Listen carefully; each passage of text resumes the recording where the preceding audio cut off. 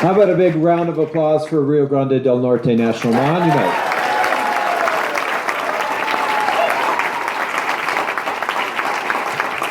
It's hard to believe it's been almost 4 years, but it's a fantastic story. And I have to tell you that what you accomplished here in northern New Mexico is the envy of people all over the country. I get asked all the time, how did that community come together and accomplish Rio Grande del Norte the way that they did and with such unanimity?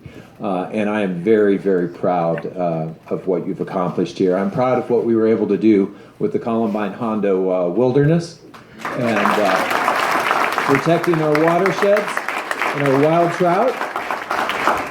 And really, when I think back, it takes a long time for these things to come together. I was so happy that Garrett mentioned Ron Gardner, because I was thinking back to probably 15 years ago, sitting down with him at maybe Guadalajara Grill or someplace here in town, and talking about how can't we get that Rio Grande del Norte, that NCA or National Monument thing going again? And so many people in this community just never gave up. It really was a many decades long effort. And I'm so proud of the role that the Pueblo played in restoring the bighorn sheep herd to that national monument. It's incredible.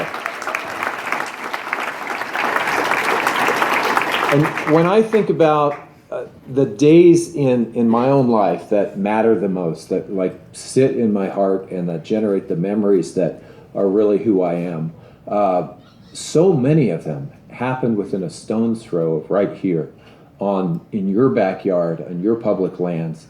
The very first backpack I ever did with my wife, Julie and I, we went up into the Pecos Wilderness from the Santa Barbara watershed and got to see that incredible herd of bighorn sheep that's up there. My sons caught their first wild trout in all these little tributaries of the Rio Grande on the Carson National Forest. My wife and I got engaged after a ski weekend at Taos Ski Valley. The times I've spent with my family and my friends around campfires or chasing elk in these mountains or just watching those incredibly majestic antelope on the monument, or fishing for wild cutbows down on the Red and the Rio Grande. What you have here, it doesn't exist in most places around the world today. And certainly the access that you have to it is unprecedented. In other countries, and I get a chance to travel the world today because of my role on the Intelligence Committee and on the Armed Services Committee, but we have a quality of life here that is the envy of the world. And in all those other places, if you can access the kinds of things that you have here, you have to have a mighty thick checkbook to do it. And our public lands are the great equalizer for all of our citizens. It doesn't matter how thick your wallet is or how thick your checkbook is. You can get out there on your public lands. You can hike and you can bike and you can camp and you can hunt and you can teach your grandson or your granddaughter how to catch a fish. That's really, really important, and it's been lost to too many people in this country and around the world. I have friends in Texas who have to pay thousands of dollars to go behind a fence to hunt a white-tailed deer. It's not even hunting by what we think of, here in Taos County. It's a whole different thing. They've lost so much of that, but we have it here. And I think we're going to have to fight really hard to hang on to it. There's a congressman in Utah. Some of you have heard of Rob Bishop. He wants to abolish this national monument. He wants to abolish Organ Mountains Desert Peaks. He certainly wants to abolish Bears Ears, which is so important to many of our tribal communities, even from New Mexico. There's another congressman from Utah by the name of Jason Chaffetz, who for years, nobody used to know who Jason was. He and I got elected to Congress in 2008 at the same time, so I know Jason well. He's had this bill for years to sell off millions of acres of public land, and I think people woke up after this election and went, oh my gosh, he could do this.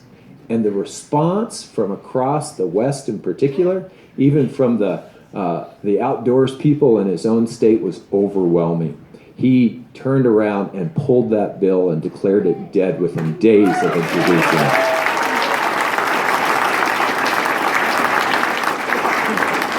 And you see this anti-public land sentiment that has bubbled up in Utah, and really Utah has sort of led the charge to try and sell off our public lands on many fronts.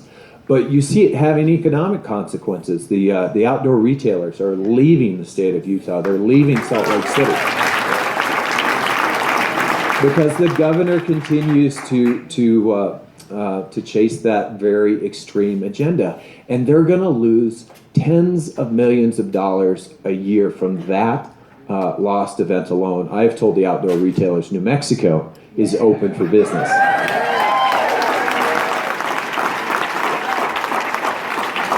I started my adult career, I ran an outdoor education foundation for about 5 years, and so I was an outfitter guide. I got to spend time taking kids into Columbine Hondo and spending time with some of our river rafter friends on the Rio Grande and on the Chama. And so I saw firsthand, frankly, how much money all those kids and my organization spent in gateway communities and what it means for people's jobs in local fly shops and local grocery stores and gas stations and the people who service bicycles and do all the different things that are associated with this. In a few years, we actually had somebody pull together the numbers, and it's over $6 billion of direct spending a year in the state of New Mexico. It's literally tens of thousands of people who rely on outdoor recreation on our public lands as outfitter guides, as people associated with the ski areas, as people who hunt and fish and who sell those services and those groceries and all those other things to the people that come from around the country because of what you have in your backyard. And we're going to fight for those jobs, and we're going to make sure at the end of the day that no matter what any president or what any Congress proposes, that we're going to make sure that the things that you have accomplished as a community with your public lands right here in your backyard remain in place, and that public lands stay in public hands. Thank you.